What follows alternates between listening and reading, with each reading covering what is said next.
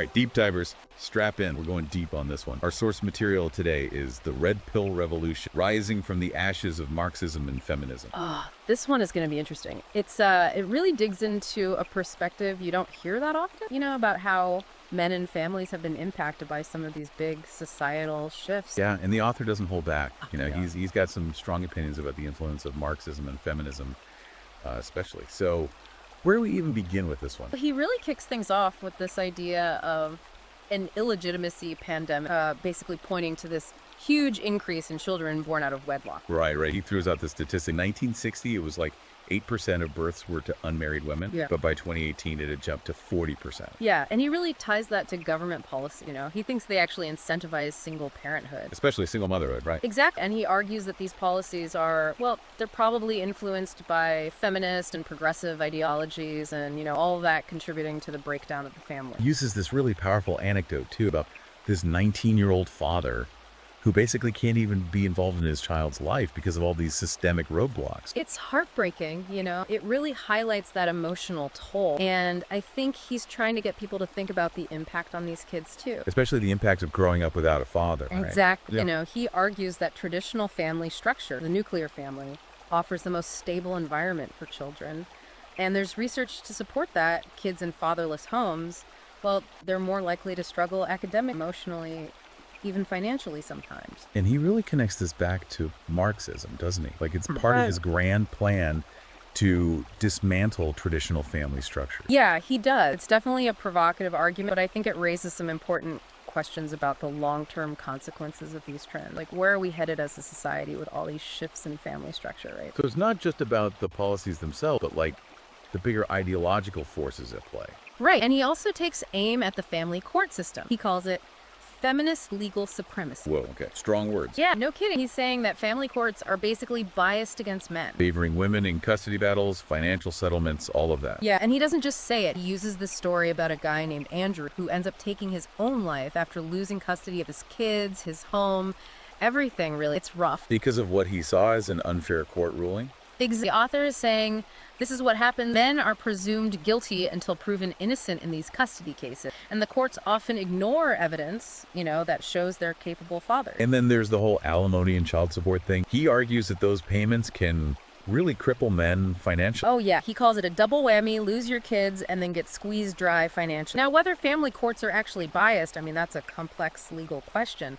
But I think the author is highlighting a potential area where reform might be needed. To make things more fair and balanced. Right. He thinks the whole legal system is kind of steeped in this feminist ideology. Laws are often framed in a way that paints women as victims and men as the aggressors. And it's not just family law, right? He even talks about employment law, how it sometimes favors women in hiring and promotions. Even when the qualifications are equal, Again, I think he's trying to spark a conversation here. People think about potential unintended consequences of these laws and policies. It's important to consider all sides, Absolutely. Yeah. He definitely uses some strong language to make his point, though. Yeah. He talks about society coddling women and how it weakens men. Yeah, he does. It's provocative, for sure. But remember, we're just presenting his perspective here. There are definitely counter arguments to all of this. Right. We'll get into some of those later, I'm sure. But for now, let's keep unpacking his argument. He spends a good chunk of the book talking about the emasculation of men, both in popular culture and in education. Yeah, he says men are constantly portrayed negatively in the media. Like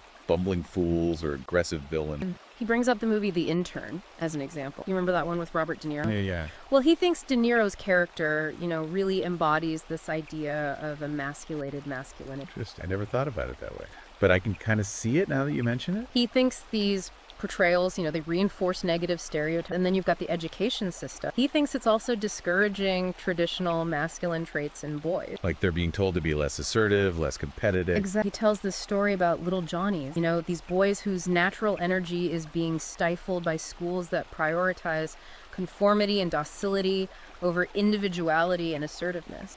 And he's got statistics to back it up, too. Like, boys are more likely to be diagnosed with ADHD, suspended from school, even drop out. It makes you wonder, is this a sign that our education system is failing boys? Or is it just, a natural shift in learning style? It's a tough question. And he doesn't hesitate to link this back to the influence of Marxism and feminism. He thinks those ideologies have seeped into the curriculum and teaching methods. It's definitely a thought-provoking perspective. We need to think about how these things might be impacting boys. Okay, so we've got the illegitimacy pandemic, the emasculation of men. What else? Oh yeah, hypergamy. He goes there too. Oh yeah, he dives deep on hypergamy.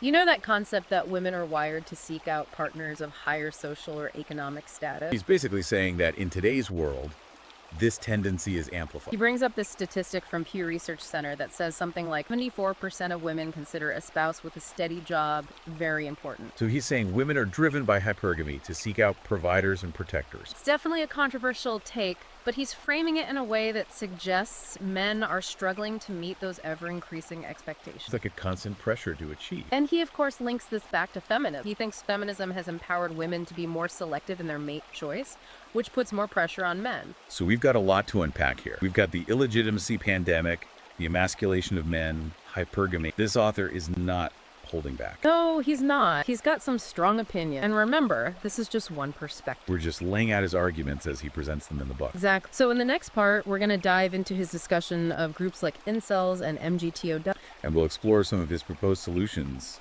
to these problems he sees in society. Stay tuned for that. It's going to get even more interesting. All right, so we're back, diving deeper into the Red Pill Revolution. Last time we were talking about some pretty heavy stuff, all the challenges that the author thinks men are facing today. He really seems to think traditional masculinity is under attack, doesn't he? Yeah, and he puts the blame right on Marxism and feminism for that. He even uses terms like the feminization of society. Strong words. Yeah, and he uses a lot of them, like pussification and emasculation. I mean, it's kind of jarring, but I also kind of get it, Yeah. He's clearly passionate about this. Yeah, I mean, you can't deny that some men are feeling pretty frustrated and disempowered these days. So let's get into some more specifics here. He talks about the woke invasion of academia. Ah, yes. Diversity, the breeding ground for progressive ideology. That's how he sees it anyway. He says they're stifling free speech and intellectual diversity. He's not a fan of those fields like gender studies, queer theory, critical race theory. He thinks those are all about pushing a political agenda. Not so much about objective academic inquiry, huh? Not in his view, no. And then he brings up this whole thing about the long march through the institution. That idea that Marxists have this strategy to infiltrate and subvert societal institutions from within. He seems to think it's been pretty effective. Oh, absolutely. In his view, universities aren't places for open dialogue anymore. They're just echo chambers for a certain set of viewpoints. He has some examples, right? Like academics who've been punished or criticized for speaking out against the prevailing narrative. Right. He mentions Jordan Peterson, the psychologist, who got a lot of heat for his views on gender identity, and James Lindsay, who exposed some of the problems in certain academic fields with that whole grievance studies hoax. Yeah, I remember that. It was kind of wild. It was, but it kind of proved his point, There might be a growing intolerance for dissenting opinions in academia,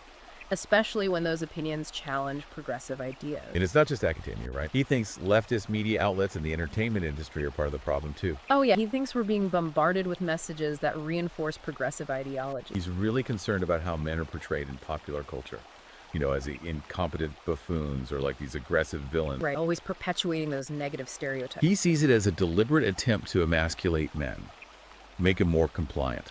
Whether it's deliberate or not, it's worth thinking about how those portrayals affect how we view men and masculinity in general. He even connects this back to those groups we talked about before, incels and MGTOW. He thinks those guys are basically products of this culture where traditional masculinity is constantly under attack. It's like they're reacting to this sense of powerlessness. Exactly. Okay, so we've got academia, popular culture. What else? Oh yeah, the war on boys in the education system. That's a big one for him. He really thinks schools are systematically disadvantaging boys. He's got some stats to back that up, right? Like the fact that boys are more likely to be diagnosed with ADHD, get suspended, or even drop out. Yeah, he thinks it's because of the feminization of the curriculum, the suppression of their natural energy, all those zero tolerance policies that seem to punish boys more harshly. He even uses the term feminization of society to describe this overall trend.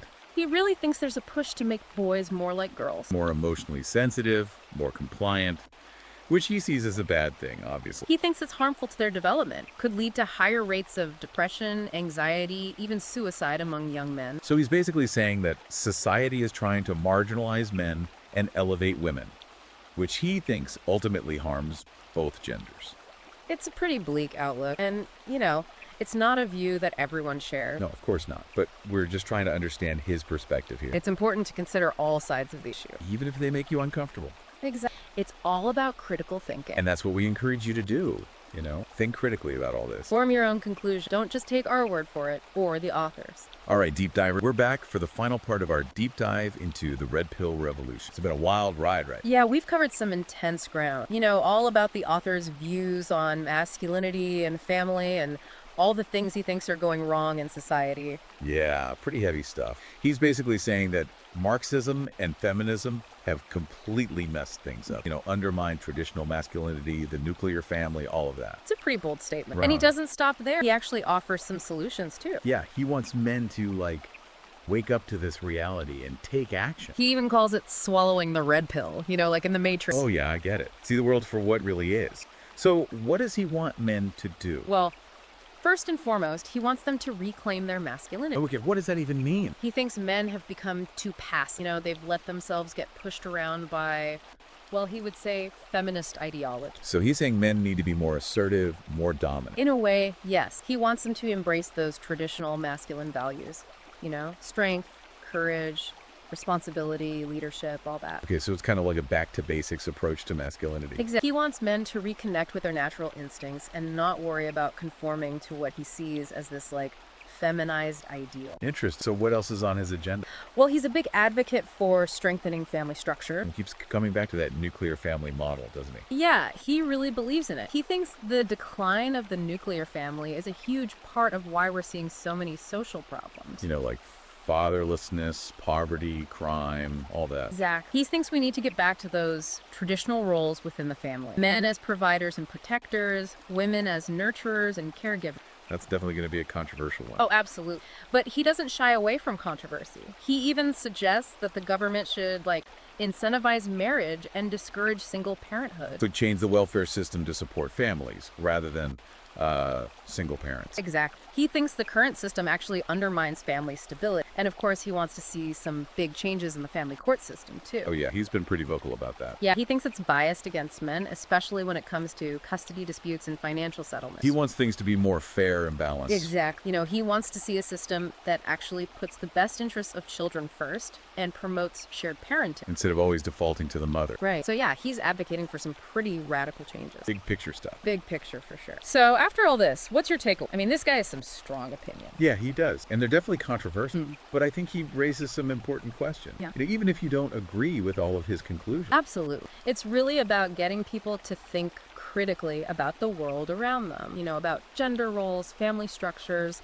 the impact of ideology, all of that. Yeah, and to have those conversations, even if they're uncomfortable. Exactly. We need to be able to talk about these things openly and honestly. So yeah, if you're at all interested in these ideas, I'd encourage you to check out the Red Pill Revolution for yourself. You can find it on Amazon, Kindle, and Google Play Books. It's definitely a thought-provoking read, whether you agree with the author or not. All right, well, that wraps up our deep dive into the Red Pill Revolution. Thanks for joining us.